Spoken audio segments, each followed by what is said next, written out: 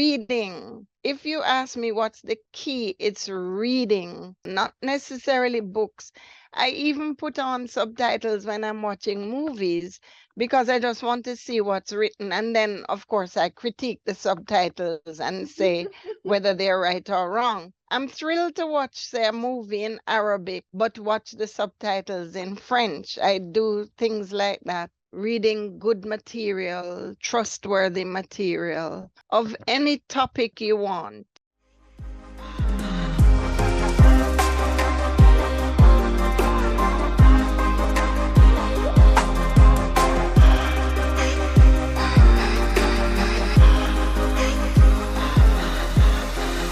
Hello, Deborah. Thank you very much for joining us today. Yes, thanks for having me, Marty. It's a pleasure to be here. And good to have you here. And for anybody listening, for anybody that is not yet familiar with who you are and what you do, could you introduce yourself to us? Sure. My name is Deborah Lockhart, and I'm the owner of the Language Shop. I founded the Language Shop just over 16 years ago, and I used to be a translator before freelancing, and then I decided to go full time. And so I've been at it for 16, going 17 years now. Oh, very long time. Very long time. And how did your journey with languages start? How did you get into languages and translating? Well, from early childhood, I was very inquisitive. I always excelled in English, reading, writing, spelling, grammar, punctuation, that sort of thing. And I was fascinated with Spanish from very early, even before I started attending secondary school. Then, when I got to secondary school, I started Spanish and I excelled at it. So by the time I hit fourth form, which would be 10th grade, it was suggested that I take a rush course in French. After 2 years, I took the General Cambridge GCE exams and got distinctions in English, French, and Spanish. So that's how it started for me. I then went on to university and studied languages. It's interesting, though, that at university I didn't find the study of linguistics, which is, the theoretical aspect of it, very interesting. But now I can't get enough of that sort of thing. And what would you say changed since the time when you didn't particularly find it inciting to now? Well, I started, learning other languages. Maybe basically, and just finding out how language works, how people uh, pronounce language, the history, the origin of language. It's all fascinating and it's never ending learning, right? And do you have any favorite fun facts for anybody not familiar, perhaps with the area of linguistics? Anything that you can sprinkle in as a fun fact? You caught me off guard. A fun fact for linguistics. Well, I think that the study of linguistics will help greatly with the study of language because then people speak and they communicate now and they have no idea where that ability came from, the history of the words they use, the importance of finding the right word. So I think linguistics helps to cover that, especially when it comes to the origin of language. Certainly, certainly. And I found that very helpful for myself, but also a lot of the students that I've been working with once they discover that the root of the word is, let's say, French, for instance, and they see, oh, I know that word, or I know maybe a similar word in Spanish or something like that, and then it's that much easier for them to remember that word, which is always something that people struggle with, the actual remembering of the vocabulary that they learn. But like you said, once you discover where it came from and how it functions and why it sounds the way that it sounds, then it's really that much easier to remember all of those words. So a very, very wonderful point. Thank you for sharing that.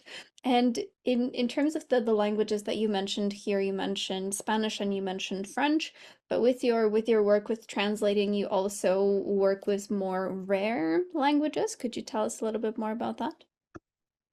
Okay, so my company provides translations of rare languages or languages you would not think of, not Romance languages, in all the various continents of the world. I personally work with Spanish, French, English, and Jamaican patois. It's interesting because when I was being educated in Jamaica, patois was considered, like street talk. So your parents would say, speak properly. And then here in the United States, because there are so many Jamaicans, they need to communicate. So, and then because in Jamaica also there's been an effort to make it into an official language, it became a thing. So I've also worked with other dialects, creoles, accents, variants, such as Antiguan. I was born and lived in Antigua for many, many years. St. Vincent is another island in the Caribbean. I've gotten work and they said, oh, this is Jamaican patois and, audio. And upon listening, I realized it was not, it was from St. Vincent. I think one of the first requests I had was for Bajan, Bajan, and I had no clue what it was because we were providing Somali at the time for this client. So I'm looking up Baha, and I'm, thinking, is it Indonesian? What? Right. And then I'm like, there's no way this could be Bajan. And then I said, send me the clip. And it was from Barbados. And then there's Crucian, Centomian. I've had work, from the Virgin Islands that the regular US English speaker may not clearly understand.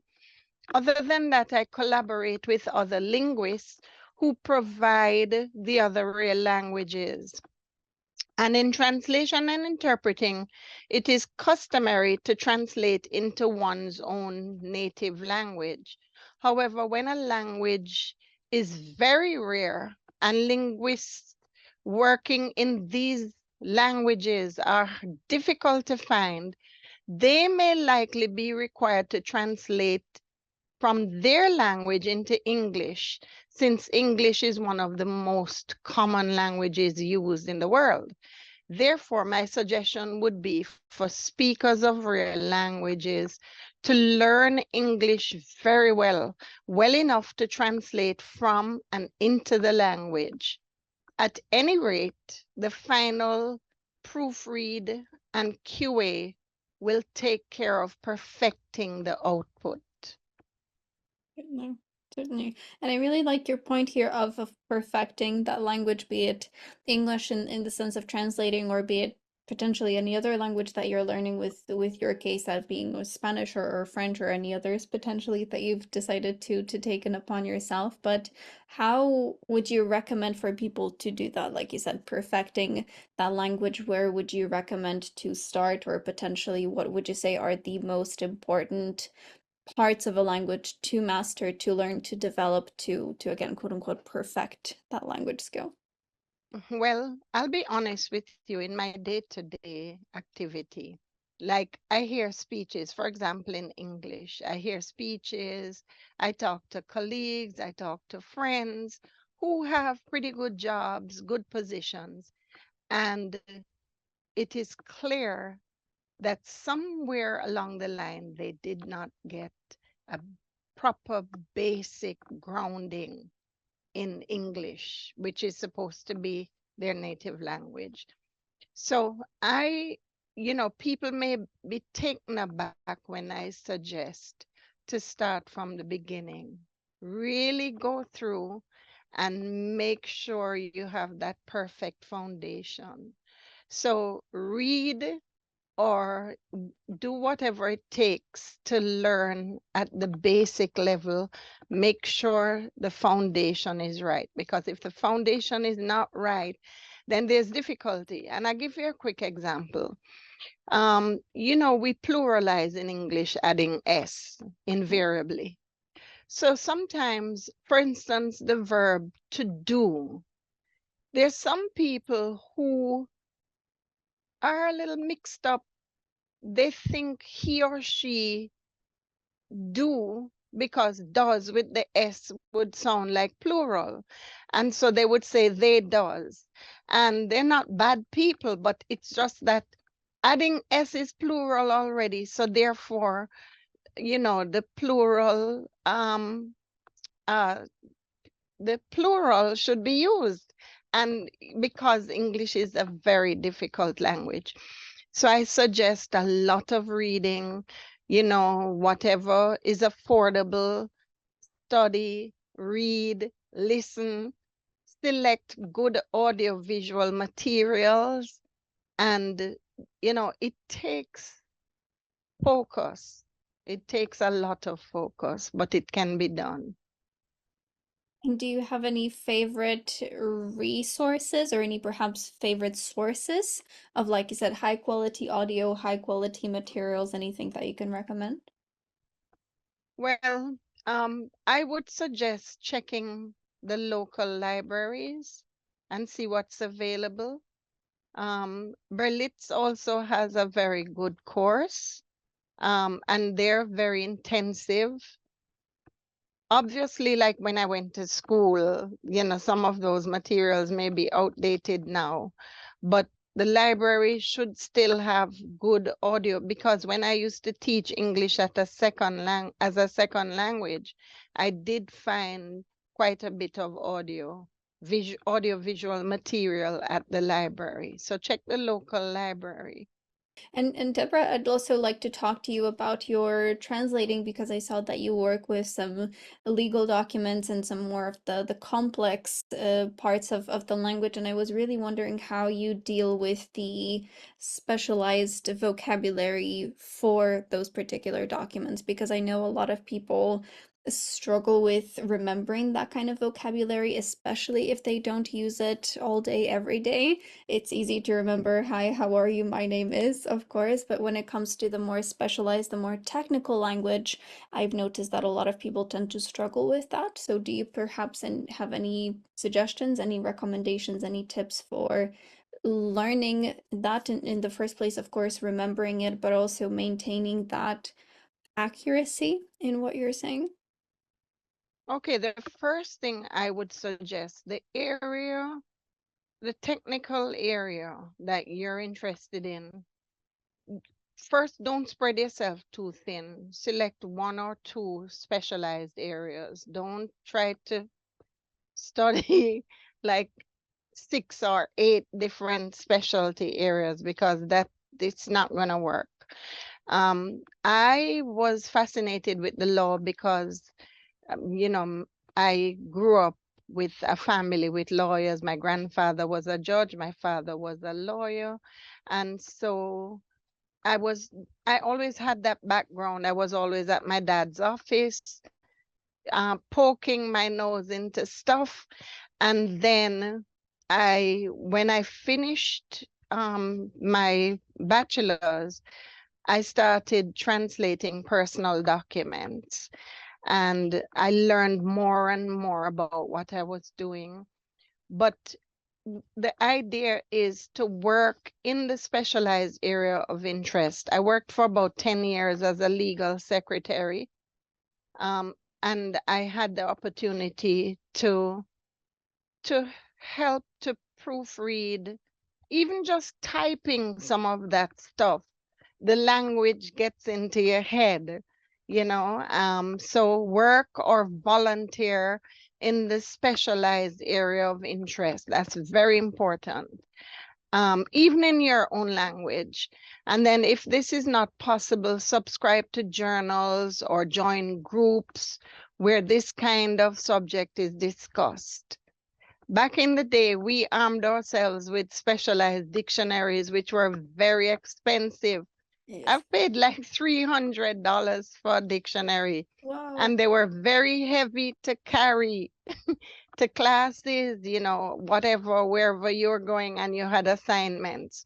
However, these days there are specialized online dictionaries as well as groups, association, and other online resources that can help language students collaborate with other linguists who practice in these fields. So leveraging relevant training is very beneficial. And that's a really wonderful point, Deborah, that it's not just about doing it in your target language, but in your own language as well, to become more familiar with the concepts in general, not just the words used, but rather why they're used, how they're used, what situations they're used in. So I really like that point. I think that's very, very important. Definitely. Yes, a lot of times I come across terms that I would only have been able to, if I'm translating, say, from Spanish or French into English, I come across a term in Spanish or in French, and it may not be something I've seen before, and it may be tricky finding that term. And if I did not know something close in English, I would not be able to figure out the term. So don't underestimate training in your own language, because you should be translating into your own language. So the more you know in your own language will enhance your ability to translate into your language. Perfect. Very good piece of advice. And how important would you say from that theme of those complex topics, complex vocabulary, coming into then something that I also believe a lot of people struggle with is coherence within their communication. And I know that especially with the native speaker, non-native speaker relations, that tends to be an issue where the native speakers might like to use more complex vocabulary, more quote unquote advanced vocabulary, and the non native speakers tend to get a little bit lost and they have no idea what's going on. So, in terms of the coherence in communication on both sides of the spectrum, be it from the native speaker side or also the non native speaker side, do you have any, again, tips, any recommendations potentially to people that want to improve their clarity, for people that want to ensure that they are sending the right message, essentially? I'll tell you a little story. Once there was an Arabic speaking woman that I knew, and she needed to have surgery. Now, my knowledge of Arabic was very basic, and I was able to negotiate her having surgery for a hiatal hernia. How I did it to this day, I'm serious. I was able to help her communicate with the doctor and set up this surgery, which she had successfully, and she's doing fine. So I say all of that to say communication is something that is so vital, effective communication. And it starts with the will to communicate, because many times I'm speaking, you're not hearing. You're speaking, I'm not hearing. I'm saying something, you're hearing something different. You're saying something, I'm hearing something different. And so we lack almost the word empathy, which is becoming a brand name that I'm going to be latching on to. And it's so vital in today's world. And coherence is vital for effective communication. There is a component of learning a language to include learning the accent and the intonation used. And this is why native speakers of the respective language make the best teachers. If you're going to have a teacher that's teaching you a language, it should really be a native speaker. I mean, there are really brilliant teachers who can teach who are not native speakers, and I've run into those. but these were people who were really passionate about language, and that's the only reason it worked. If it's not passionate, and if it's just a job, or if it's for ego, it's not going to work. But when you have a native speaker, you pick up the intonation, you pick up everything. So that said, there are accents that are very pronounced. So if desired, a person can take an accent reduction class, but this is only to enhance communication. I hasten to say this should not be taken for a person to measure up, because there's a feeling that people don't measure up if they have certain accents. Nothing could be further from the truth. And I was very thrilled when I was taking the course in court interpreting at NYU. It was one of the first things that was stated to me, that when interpreting, accent only matters if the audience has difficulty understanding what is being said. So an interpreter can have a quote unquote thick accent, but as long as understanding is taking place, it's fine. There's no better accent or inferior accent. So if you're in a country and you still have your accent, it's fine so long as you're speaking properly and people are understanding you. So to enhance understanding, it is important to speak a language using the syntax that a typical user would use.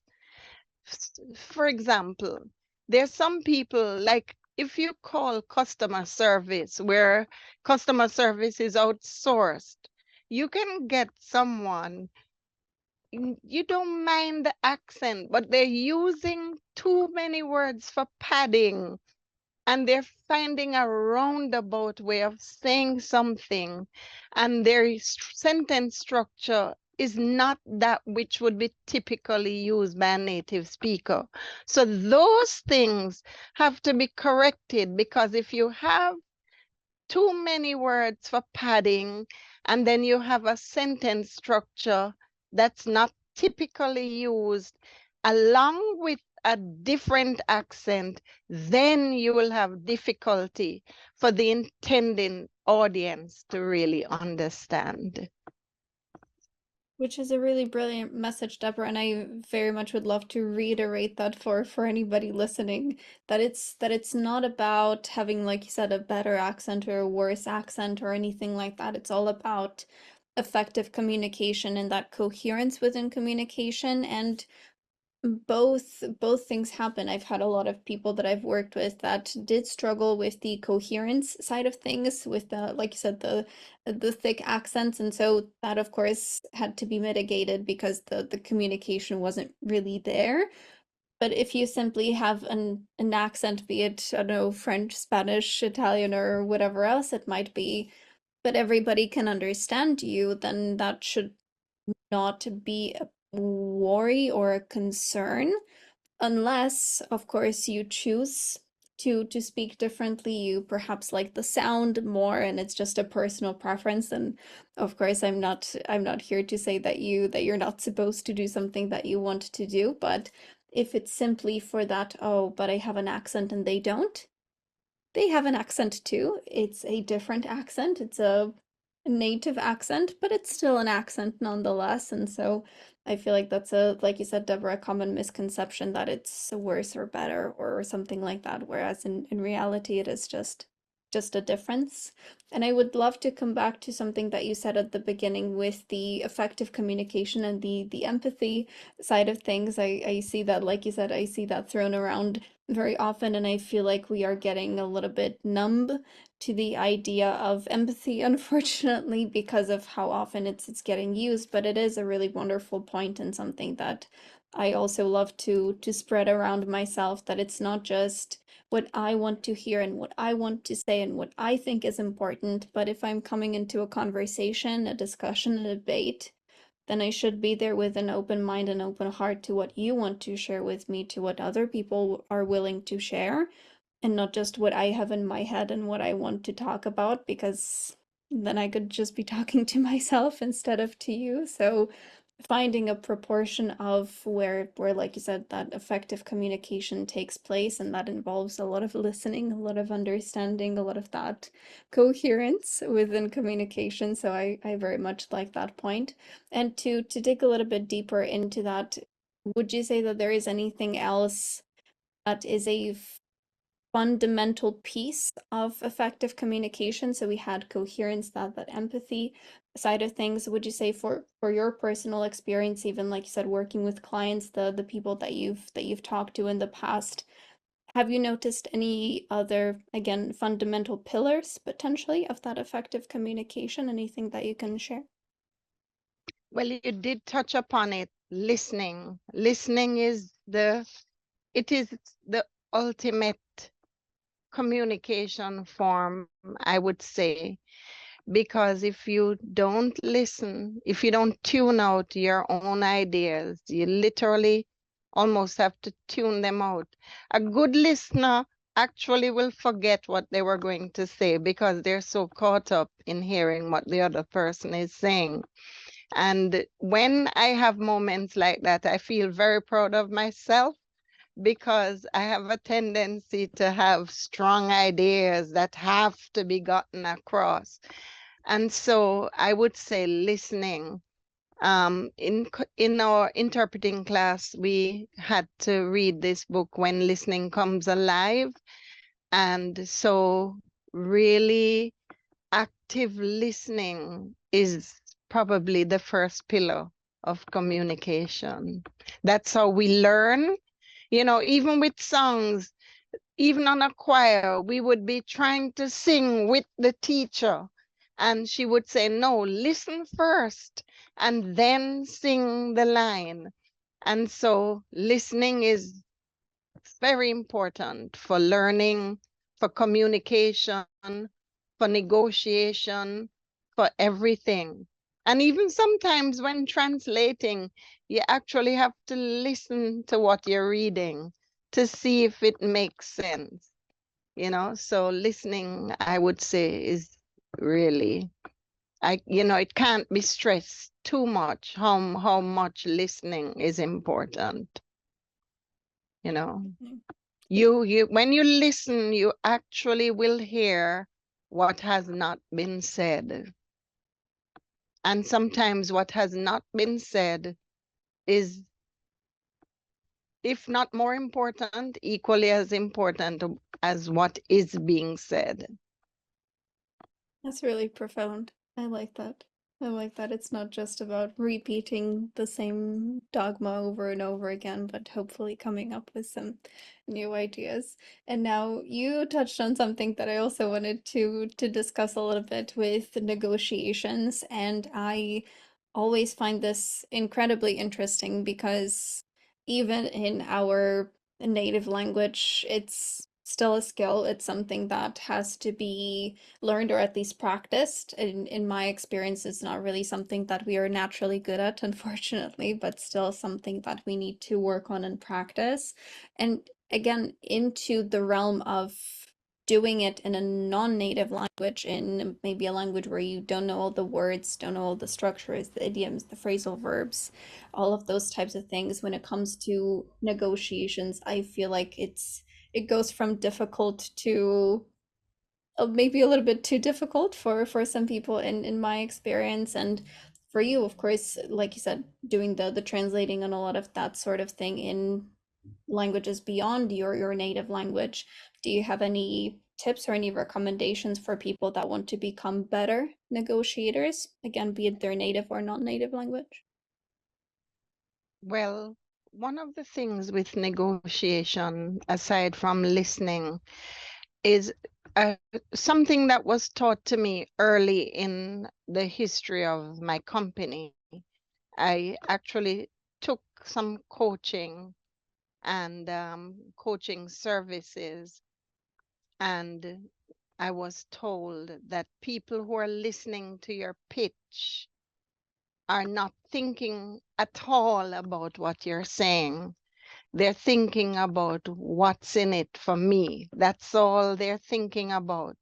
So you're talking and you're laying it out, and you think that, you've made a great case, and they're just thinking, what's in it for me?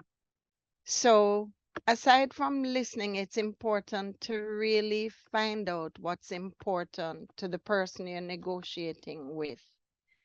And so asking questions it's a very good thing, and that you can ask even if your language is not that great.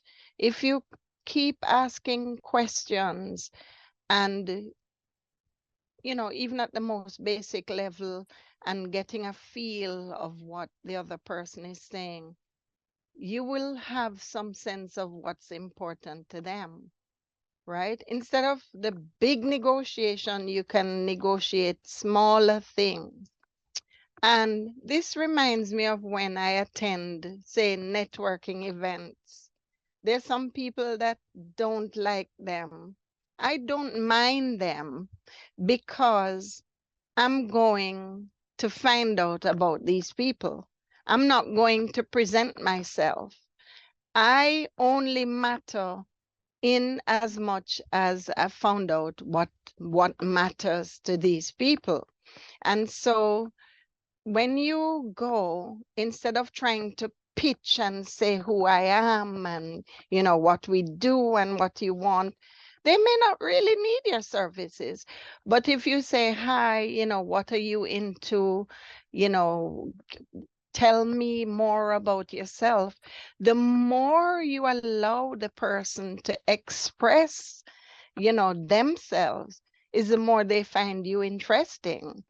and some people even go to events and hand out, tons of business cards, and wonder why nobody calls them. But it's important to get the business cards and then reach out to people and form real relationships with them, not necessarily try to sell them something, but friendships. So I'm just saying, simplify as much as possible, and that will make it easier. Whatever level you're on, simplify. Um, a couple things, because with respect to, say, editing, proofreading, QA, after writing and translation is done, the editing, proofreading, and QA are later stages.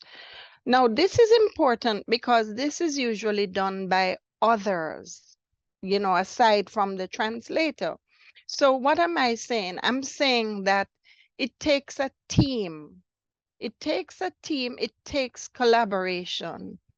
Usually, as I mentioned before, translations are done by native speakers of the target languages, unless such a person is not available.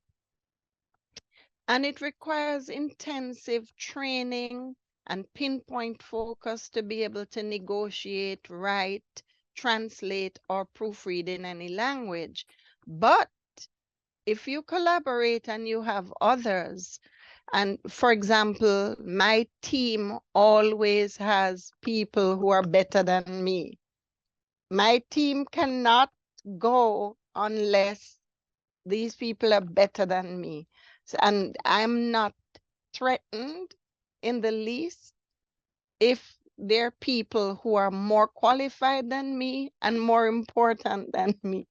And so just recognizing that you're not alone onto yourself is very important. So I hope I answered your question. You certainly did. You certainly did. And I really appreciate what you said here at the end, that just because these people are better than you at what they do, that doesn't necessarily mean that you can't do what you do anymore, or that you're not going to have your job, or that they're going to replace you, or any of these lurking thoughts that we tend to have. But like you said, it's all about that collaboration that we can create mutually all together, because I like this quote, and I'm sure you would have heard it before. If you want to go quickly, go alone, but if you want to go far, go together. And this is exactly to your point that, like you said, you've been doing this for over 16, 17 years, which is quite far in my personal opinion at least. And so I can very much appreciate what you're talking about, that it's not just me and I'm the best and I'm the greatest at everything, but no, look, I'm not. And you can admit that openly, that you're not the best at everything. You're the best at what you do, or the particular part of what you do, but there is still a lot of other people that come into the picture to make everything the best that it can possibly be. And so I think that's a really beautiful message to anybody listening. And I would also love to spin that into confidence and confident communication, because what you just said, I would say, takes a lot of guts and takes a lot of that internal confidence in what you do, that hey, I'm not the best, and you're happy to share that nonetheless. So would you say that has always been a part of you, that internal confidence potentially, or maybe from your perspective it's something a little bit different, but that self-confidence, and yes, I can do this, I have these particular sets of skills, this is what I'm good at. What could you say to people that don't necessarily have that self-confidence in themselves? Look, I've had challenges myself, you know. Do I measure up? Am I good enough? Am I relevant? That's one that I fight with all the time, especially with this AI and all this stuff. Going back to childhood, you know, it takes being inquisitive, it takes a sense of wonder, it takes focus, it takes doing what you're good at. It almost like stay in your lane. Don't try to be someone else, but stay in your lane. I remember um, attending an event at NYU earlier again in the business, and I was speaking to some real stalwarts at NYU, and it was a big group. And I said, listen, how do I handle my limitations? And one very wise interpreter, business owner said, what are your strengths? Major on your strengths and slowly, you know, build up on the areas that need to be built up. But your differentiator is your strength. And so I would say that to anyone. If you really know that there are areas that need to be addressed, certainly address them.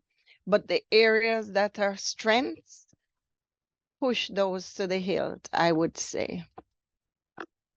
Very wonderful piece of advice. And I've heard something similar before, like you said, that we always try to focus on our weaknesses because there are weak sides, so we have to improve them. We have to be better with our weaknesses. But if you spend all of that time and effort that you spend focusing on your weaknesses, on your strengths, and outsource your weaknesses, imagine how much greater, how much quote unquote smarter you could be if you spent all of that time, effort, sweat, and so on into the things that you're good at, that you're, like you said, naturally good at, potentially that inquisition, that questioning of the world.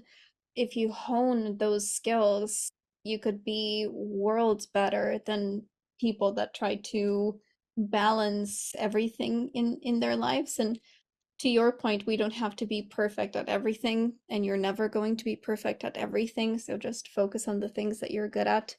If you can, outsource the things that you're not.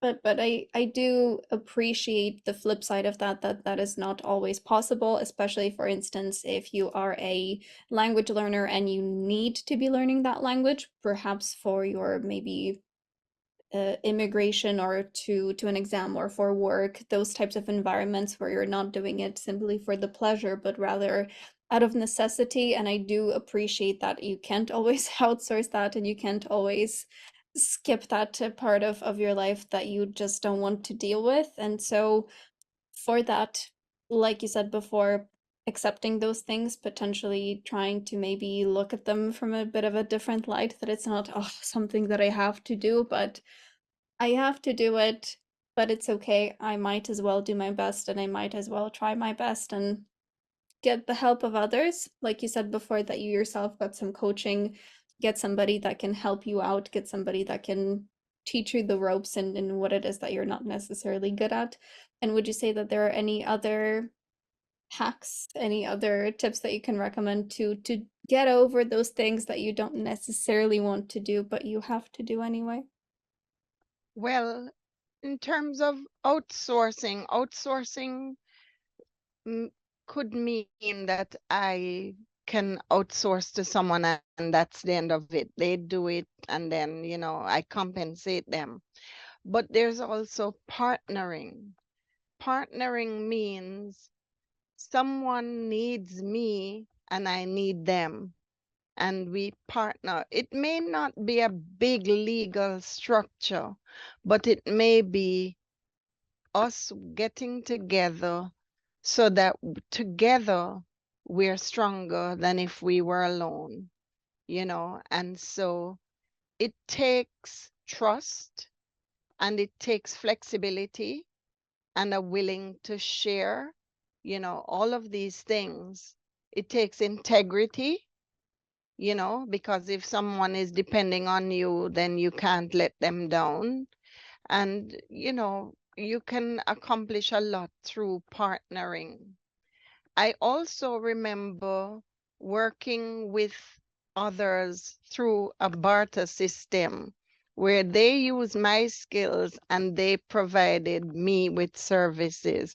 So all these are things, and it comes from the conversation. It comes from really dealing with people as humans and not just business, but just human relationships, forging human relationships, and just being willing to think outside the box, perhaps, and feel out people and see what they're interested in as well. Yeah.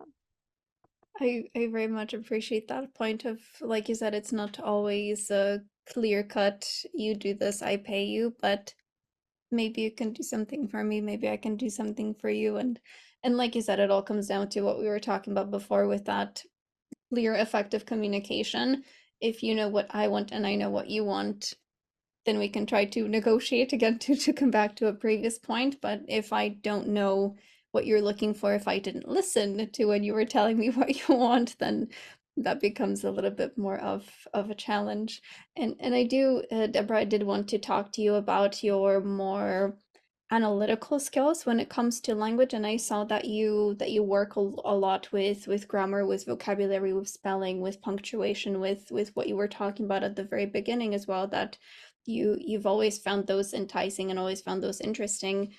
Would you say that any of these is quote unquote key or the most important part that you should focus on? And I get that question a lot. Oh, should I focus on my grammar and my vocabulary? And I mean, they all work together, of course, but from your experience, from what you do, from again, the people that you've been working with, would you say that you've noticed any particular key or foundational part that has been the most helpful for you in your language journey? Um, I'm not sure about a key aspect. Mm-hmm. I would have to give it some more thought. However, I do notice in English that usage is constantly changing. I'm speaking for English.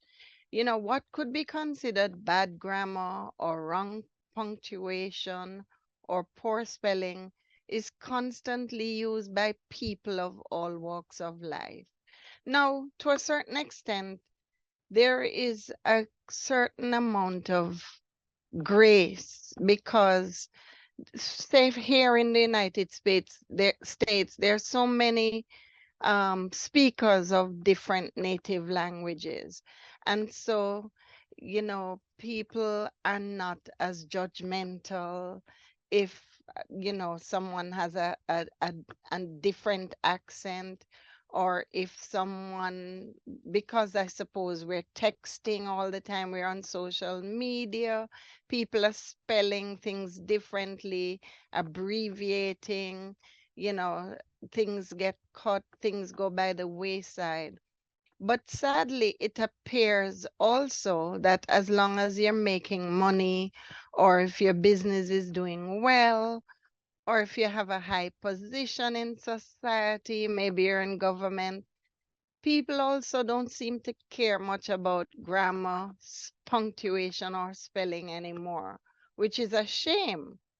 Even in translation, there's a tendency to be concerned about speed and volume, and sometimes less concerned about perfecting the translation and making sure it's top class.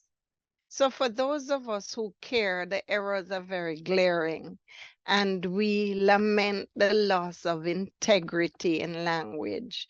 So I'm always fighting about that, and there are people who, if I post on it, there are people who jump up immediately and they'll comment and they'll, say, what is the world coming to? And it's like the end of the world.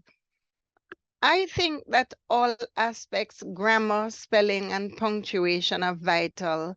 And actually, each work with the other. Because if you have, say, a sentence and the spelling is inaccurate, technically the grammar is wrong. Or if the punctuation is not accurate, the grammar is wrong. Um, I suppose it all falls under grammar. We discussed pronunciation already, and recognize that pronunciation can really vary. As we used to say, pronunciation varies, and some say potato and some say potato, jokingly. So, overall, again, vocabulary, you mentioned vocabulary. Vocabulary is important, and that comes from reading. The other day, I used in a vision statement the word uh, exude. And the people who read it said, "Oh, do you mean exclude? What's that? Take it out." And, it's leading people the wrong way. And I'm like, exude is such a beautiful word. And it comes from not reading. People speak, they say things, and they say things, they pronounce things and write things how they say them. And so, reading, if you ask me what's the key, it's reading, reading all sorts of materials, just reading. I'm an avid reader, not necessarily books. I even put on subtitles when I'm watching movies because I just want to see what's written. And then, of course, I critique the subtitles and say whether they're right or wrong. I'm thrilled to watch, say, a movie in Arabic, but watch the subtitles in French. I do things like that because I really enjoy reading. So I would say the key is reading, reading good material, trustworthy material of any topic you want, but reading is important. And it's a wonderful point that you made here that it doesn't necessarily have to be books that you're reading. It might be subtitles, it might be blogs or articles, like you said, with the caveat of them being correct and proper, of course. But beyond that, I mean, what it is that you read, as long as it's some new input, new material, like you said, new vocabulary, new structures, potentially even the translations. I always like to laugh at those two, the translations of movie titles and the actual subtitles within movies are sometimes a pain and they often make me cringe. But like you said, it's a fun exercise, so I can very much appreciate that. And Deborah, for anybody listening and for anybody that is interested in learning more about what you do, perhaps maybe working with you, where can people find you? Okay, so my website is thelanguageshop.org. The language shop spelled shop.org. And so, you can either um, just send a comment there. There's a sign up to join us, or if you want us to evaluate a project, whatever it is, feel free to reach out. I'm also on LinkedIn. So it's linkedin.com/in/the language shop. Same for Twitter, twitter.com/the language shop, facebook.com, either my name, Deborah Avril Lockhart, or facebook.com/the language shop. So yeah, you should be able to find us easily. And we're located in Queens, New York. Fantastic. Perfect. And Deborah, do you have any last words, anything that we didn't potentially touch on today, but still something that you would like to share? I thought of something and forgot it. It's so funny. Very But apropos. I would just encourage the up and coming translators, people interested in language to, to forge ahead and remember that language will always be necessary.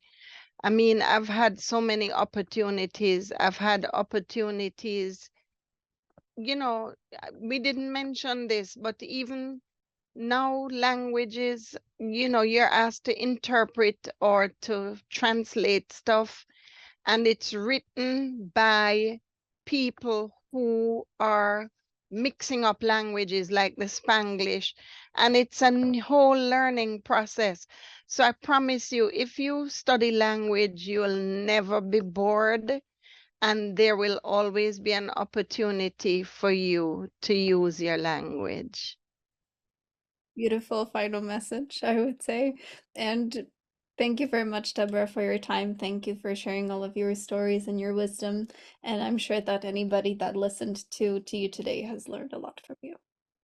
Thank you for having me. It's been a pleasure. Hey, I'm glad to see you here. Let me know what you most enjoyed about this conversation, and if you have any questions, leave them in the comments below. I'll see you in the next one. Do zobaczenia.